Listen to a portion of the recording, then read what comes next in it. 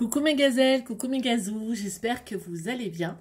En tout cas, moi, je vais super bien et je voudrais tout d'abord vous remercier pour la multitude de gentils messages que j'ai de votre part. Alors bon, je kiffe de les faire pour vous, ces vidéos, je m'amuse beaucoup.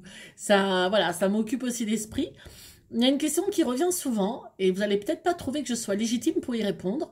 Mais si vous me la posez, c'est que vous pensez quand même que j'ai mon intérêt et que j'ai peut-être quelque chose à vous donner comme conseil. Donc, je vais y répondre. Beaucoup de personnes m'ont demandé comment réussir à faire face au grignotage durant le confinement. Alors, vous vous dites que peut-être, vu le gabarit de la personne, le grignotage fait partie de sa vie. Eh bien, sachez bien que non. Moi, je ne grignote plus du tout. Et ça fait maintenant bien 3-4 ans que je ne grignote plus. Mais pourquoi est-ce que je grignote plus? Déjà parce que j'ai compris d'où venait mon envie de grignoter. C'est-à-dire mon grignotage, c'était soit parce que je m'emmerdais profondément, soit parce que j'étais triste, en colère, soit parce que je partageais un moment avec d'autres. Donc là, je ne considère même plus ça comme un grignotage parce que c'est un partage. Soit parce que je m'ennuyais devant la télé ou autre et que c'était une manière de compenser ou d'accompagner une série avec des pop-corn, des chips, tout ce que vous pouvez trouver comme conneries. Dans ma tête, j'ai décidé de ne plus grignoter. Mais c'est pas parce qu'on décide qu'on arrive à le faire et qu'on arrive à le stopper aussi facilement. Quoique, vous seriez assez étonné de voir la capacité de votre cerveau à encaisser et accepter une autorisation ou pas de faire quelque chose. Si vous lui interdisez de grignoter, finalement, il va peut-être vous obéir. Mais il faut le faire de manière bienveillante avec soi, parce que si vous rentrez dans la frustration, eh ben c'est foutu, ça va être encore pire, ça va être des crises de boulimie. Donc, comment j'ai réussi à stopper le grignotage? Tout d'abord, en trouvant d'autres occupations. Par exemple, j'ai arrêté d'associer le repas et la télé. C'est-à-dire qu'avant, je mangeais systématiquement devant un écran. Donc, dès que le soir, j'étais devant la télé, dans mon esprit, il y avait l'automatisme de l'écran. Oup, oup, oup, oup, j'ai faim, je vais manger. Alors que non, je n'avais pas faim, donc qu'est-ce que je faisais? Piou, piou, piou, je boulottais pour rien. Deuxième chose, lorsque je suis en phase comme ça un peu fragile au niveau de l'alimentation, j'évite de regarder à des heures où je pourrais avoir la dalle, des émissions télé où ça parle de pâtisserie ou de cuisine. Soyons pas non plus complètement dingues. Si vous regardez l'émission des pâtissiers le ventre plein, rassasié et sans creux, vous aurez beaucoup moins envie de vous faire une éclair au chocolat après. Hein. Donc voilà, ça aussi, il faut penser un petit peu à ce qu'on met en place. Ensuite, j'ai réussi à associer dans mon esprit que le grignotage était mauvais pour ma santé. Voilà. C'est-à-dire que pour moi, c'était danger. Le fait de grignoter, il y avait une espèce de danger, une alerte rouge. You, you, you, fais gaffe, c'est dangereux qui arrivait. Et en fait, je me disais, oui, mais j'ai faim, donc nana. Alors, ok, si j'ai faim, bah, il faut que je me nourrisse. Mais du coup, j'ai repris le problème à l'envers. C'est-à-dire que je me suis fait des repas beaucoup plus équilibrés, beaucoup plus copieux, beaucoup plus réfléchis, avec des aliments qui allaient durer plus longtemps dans la satiété, des céréales, des protéines, des fibres, des féculents, etc., qui allaient durer longtemps dans la satiété, ce qui fait que j'avais pas ces envies qui allaient me courir dessus. Et ensuite, au lieu de faire 3 repas par jour, je fais 3 repas et 2 collations.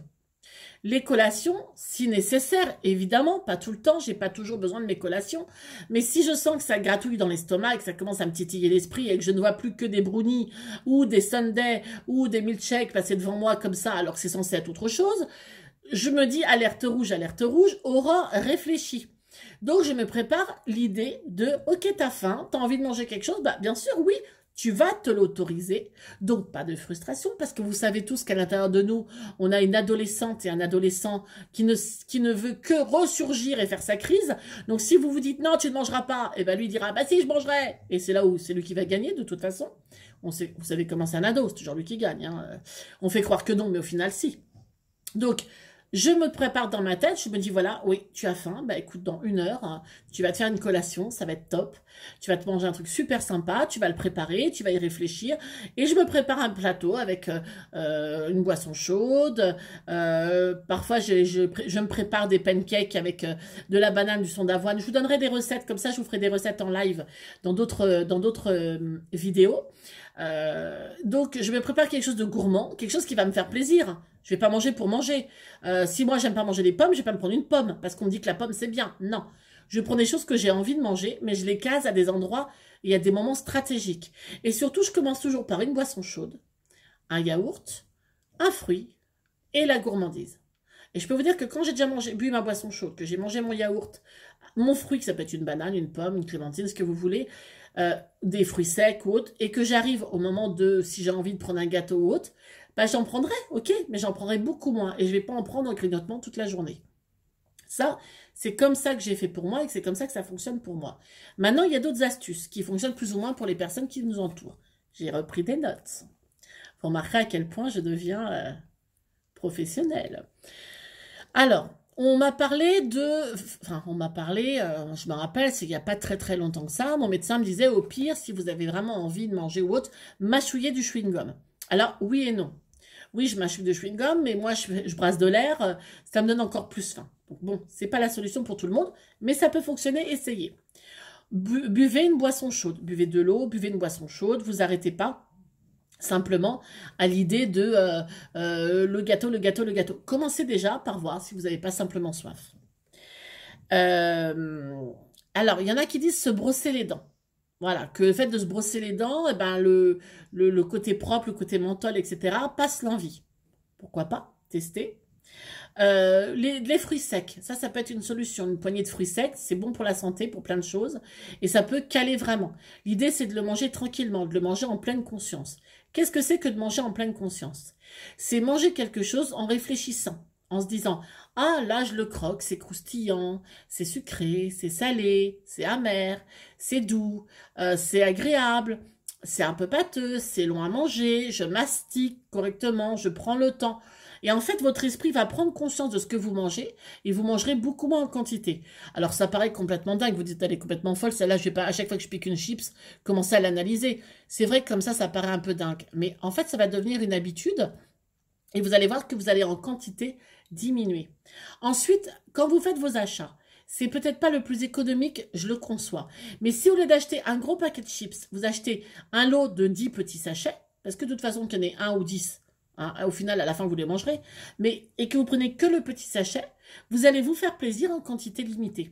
L'idée, c'est de rien s'interdire, mais de manger en petite quantité et de les manger au bon moment. Ensuite, qu'est-ce qu'il y a d'autre comme solution? Alors, gérer son stress. Comme si c'était facile. Mais c'est pas faux. C'est-à-dire quand vous commencez à avoir vraiment envie de grignoter, essayez de comprendre ce qui se passe. Si c'est un problème d'atmosphère autour de vous, si c'est un problème de dispute, de tristesse ou autre, sachez que ça ne sera pas la solution. Ça va même pas vous apaiser en fait.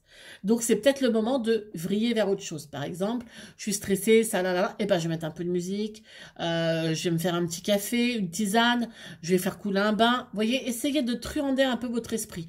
En fait, au bout d'un moment, vous allez l'avoir tellement bien truandé, votre esprit, que vous allez avoir des réflexes différents qu'avant. Et au lieu d'aller directement sur le réflexe du placard et des gâteaux ou des chips ou du pain beurre fromage vite fait, bien fait, vous allez vous dire, ok, ça j'en ai envie, ça c'est vrai, j'en ai envie.